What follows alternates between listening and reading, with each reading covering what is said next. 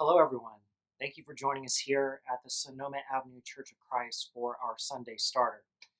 Just to let you know, our Sunday schedule is changing for this week. We're going back to our former online schedule, which means that at 10:30 we'll have a worship time with Megan.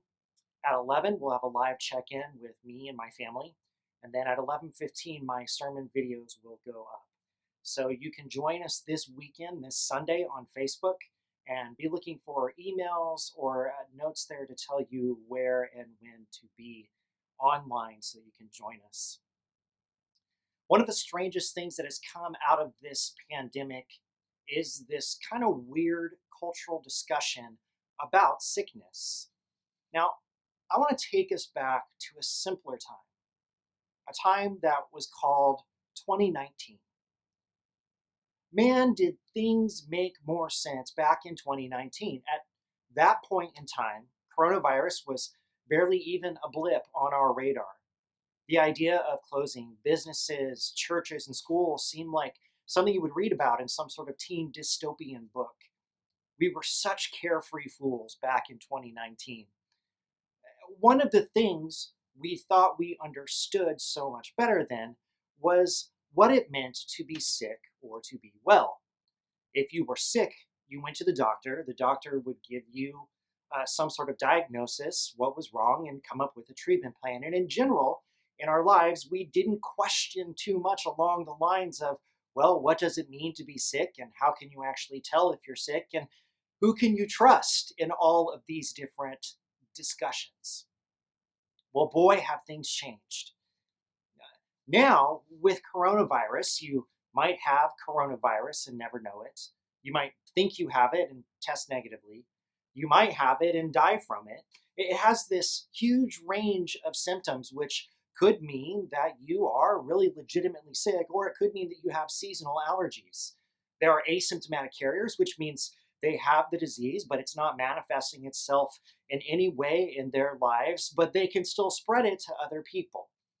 Now, one of the biggest issues that has come up in our country is that while we can all agree that there is a disease, we cannot all agree on how bad it is, how many deaths there are, or what should be done to treat it. Now, there are those that say the mortality rates have been inflated, that not as many people have died from coronavirus as actually have. And still, there are others that say there are a lot more deaths that haven't been attributed to coronavirus, and so really the number should be higher. And the question that we have at the end of the day is, who are you going to listen to? Well, it probably depends on which news channel you like to watch or to read, as where you fall out with these particular issues. Nothing symbolizes, though, our collective confusion quite like the mask. I never would have thought, way back in 2019, that this small piece of fabric would be the divisive piece of cloth that it has become. Now, health experts all over the country agree that wearing a mask and social distancing are the two best ways to manage the spread of coronavirus. Seems like this is pretty cut and dry, right? Well, not so much anymore. And to give you an example for how people fall out on all sides of this, Georgia, they have seen their numbers rising and rising in terms of coronavirus cases. So the mayor of Atlanta mandated that everyone in the city of Atlanta wear a mask to stop the spread of coronavirus. Well, the governor of Georgia decided that he didn't want that law in place. So he responded by explicitly banning localities from ordering people to wear masks, though he suggested that people really should wear masks. Well, the mayor of Savannah was the first one to buck this order from the governor, and then the mayor of Atlanta fell suit. So what the governor decided to do was to sue the mayor of Atlanta, since the mayor of Atlanta was requiring people to wear masks. But again, the governor's office says everyone really should wear them. Now, this is kind of a mess. And Georgia isn't the only place that this kind of thing is happening. People are having these discussions all over the place about whether masks are good or bad or whether they're healthy. But on the bottom line of this entire discussion, there is a question about whether we believe people are sick or not, and how we respond to that sickness, and what we believe about the entire pandemic. Now, it shouldn't be so hard, right, to know who is sick and who isn't. It shouldn't be so hard to agree on how to treat those who are sick and to protect those who are vulnerable. And yet, this is exactly where we are. Oh, 2019, that we could go back to you. But there are some hard questions that have come up for me. What happens when the sick don't realize they're sick, but they're still carrying sickness? What happens when the well cannot bring themselves to have mercy on the unwell? What happens when we are being told not only that we should not trust doctors or medical experts or anyone anymore, but that we can't trust any information because these authorities are no longer acting on behalf of the sick, but only acting on behalf of themselves? Believe it or not, this is a problem that Jesus kind of had to deal with. Let's look at this interaction from Matthew chapter 9, verses 9 through 13. As Jesus went on from there, he saw a man named Matthew sitting at the tax collector's booth. "Follow me," he told him, and Matthew got up and followed him. While Jesus was having dinner at Matthew's house, many tax collectors and sinners came and ate with him and his disciples. When the Pharisees saw this, they asked his disciples, "Why does your teacher eat with tax collectors and sinners?" On hearing this, Jesus says, "It is not the healthy who need a doctor, but the sick. But go and learn what this means. I desire mercy, not sacrifice, for I have not come to call the righteous, but sinners." Now, Jesus got into a discussion about who is sick and who is well. But there's more going on under the surface of this discussion than it might seem at first. Now, to be clear, Jesus was hanging out with those who would have been considered spiritually sick. And this was no minor deal in Israel during the time that Jesus was walking and talking and teaching.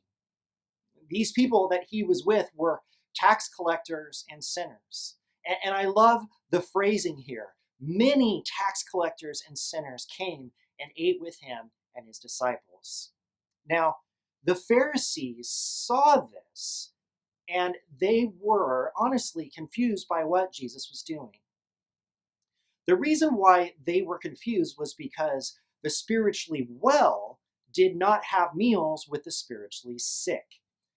This just didn't happen. And there were lots of reasons for this. Number one, these people were known tax collectors and sinners, and they did all kinds of unsavory things. You didn't want to be seen associating with these people. I mean, if you were seen with them, what would other people think? I mean, maybe they thought that you were a sinner too, and that maybe you were living some sort of secret double life.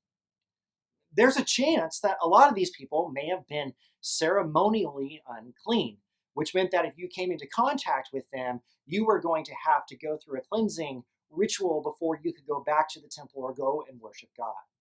And basically, in the minds of the Pharisees, there were not any good reasons for Jesus to be eating with these people, but there were all kinds of reasons why he shouldn't have been there with them. So the Pharisees come and ask, why is he eating with these people? And Jesus overheard the question. And his response was, "It is not the healthy who need a doctor, but the sick. But go and learn what this means. I desire mercy, not sacrifice, for I have not come to call the righteous, but sinners." Jesus acknowledged very simply that he did not come to spend time with the healthy, but with the sick. After all, the healthy don't need a doctor, but the sick do. And this is a very logical answer, but still not one that the Pharisees would have accepted. They had challenged Jesus for a reason. He was in the wrong with the wrong people, and they wanted to point it out. They wanted to teach Jesus something in this moment. You did not heal the spiritually sick. Those that were spiritually sick got better by following the law and being more like the Pharisees. But Jesus was not quite done with this group of people. Because again, he says, go and learn what this means. I desire mercy, not sacrifice, for I have not come to call the righteous, but sinners. Now, if there's one lesson we learn from this exchange, it's this. Don't try to teach Jesus something. It never goes well. But he immediately turned the Pharisees from teachers into learners. They did not have anything to teach Jesus here. Instead, they needed to go and learn something about what it is that God really wanted. And what did they need to learn? That God desires mercy and not sacrifice. Now, this statement is a quote from Hosea 6, where the prophet Hosea was telling Israel that Israel was unrepentant of her sin. So listen to some of these words from Hosea, starting in chapter 6, verses 4 through 10. What can I do with you, Ephraim? What can I do with you, Judah? Your love is like the morning mist, like the early dew that disappears. Therefore, I cut you in pieces with my prophets. I killed you with the words of my mouth. Then my judgments go forth like the sun. For I desire mercy, not sacrifice, and acknowledgement of God rather than burnt offerings. As at Adam, they have broken the covenant. They were unfaithful to me there. Gilead is a city of evildoers, stained with footprints of blood. As marauders lie in ambush for a victim, so do bands of priests. They murder on the road to Shechem, carrying out their wicked schemes. I have seen a horrible thing in Israel. There, Ephraim is given to prostitution. Israel is defiled. Nothing like a really positive message from a prophet to drive things home. But the words that Hosea spoke to the people of Israel at that time needed to be spoken for this reason.